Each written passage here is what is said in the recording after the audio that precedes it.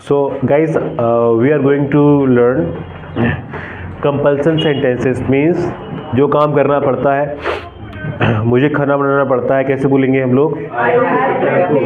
I have to prepare food. हम सब जानते हैं हैव जो होता है, हैव की सेकेंड फॉर्म क्या होती है? हैड होती है। क्या होती है? हैड होती है। और थर्ड फॉर्म भी हमारी क्या होती है? देखिए, चाहे हैव हो चाहे हैज़ हो, दोनों की फॉर्म एक ही होगी। ये हैव हो चाहे ये हैज़ हो, ठीक है। इन दोनों की सेकंड फॉर्म क्या होगी? हैड। और थर्ड फॉर्म भी हमारी क्या होती है? हैड। अच्छा, मुझे वहाँ जाना पड़ा, मुझे वहाँ जाना पड़ा, तो इस सेंटेंस में हम कैसे बोलेंगे? मुझे मतलब आई, यहाँ पे हम लोग हैड लगा देंगे। हैड के साथ क्या लगाएंगे? To go there. बोलिए I had to go there. बोलिए I had to go there. अच्छा, मेरी कार सही से चल नहीं रही थी, कैसे बोलेंगे हम लोग? My car was not working properly. जो भी काम सही से नहीं चल रहा था तो बोलेंगे my car was not working properly. बोलिए इसीलिए मुझे अपनी कार बेचनी पड़ी। इसीलिए को हम लोग इंग्लिश में क्या बोलेंगे? हम लोग दैट्स वाई मुझे अपनी कार बेचनी पड़ी। I had to sell my car. बोलिए मेरी कार सही से चल नहीं रही थी। माई कार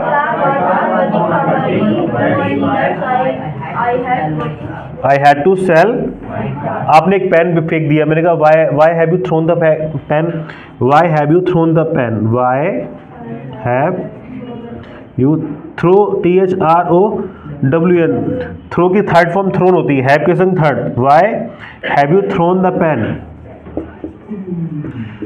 तो आपने बोला सर वो वाला पेन। वो पेन क्या हो जाएगा बच्चों? That pain. वो पेन सही से काम नहीं कर रहा था। That pen was not working properly. Very good. फिर से बोलिए that pen was not working properly. इसीलिए दैट्स वाई मुझे पेन फेंकना पड़ा। I had to throw the pen. देखिए यहाँ पे थ्रो लगाएंगे और यहाँ पे क्या यूज किया हम लोगों ने? थ्रोन। ठीक है। देखिए थ्रो की सेकेंड फॉर्म थर्ड फॉर्म क्या होती है? देखिए थ्रो THROW और थ्रू THREW सेकेंड फॉर्म, और थर्ड फॉर्म थ्रोन। वो पेन सही से काम नहीं कर रहा था। बोलिए that's why throw the pen.